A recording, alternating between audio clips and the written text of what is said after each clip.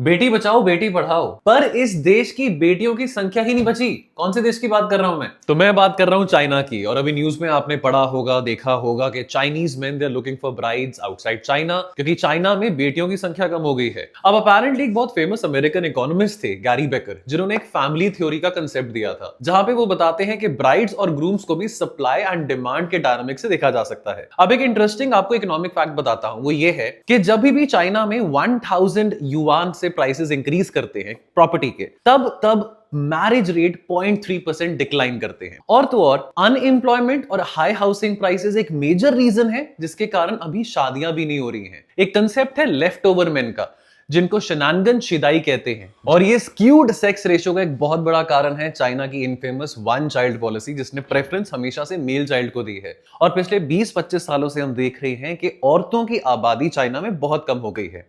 एक इंटरेस्टिंग बात आपको और बताता हूं, रूरल चाइना में एक इंडिकेटर आया है कि एक आदमी को शादी करने के लिए एक ब्राइड को अपनी 7 साल की इनकम का वर्थ देना पड़ता है। अब अपेरेंटली अब जो ब्राइड्स को स्मगल किया जा रहा है फ्रॉम आउटसाइड चाइना, इसके बढ़ते ह्यूमन ट्रैफिकिंग के बढ़ने की भी बहुत ज्यादा पॉसिबिलिटी है from South Asia, from South East Asia as well as from Central Asia. तो दोस्तों, ये जो टॉपिक है ना, बहुत इंपॉर्टेंट है from the perspective of social issues, from the perspective of human trafficking and also from the perspective of quoting as an anecdote in essay writing as well.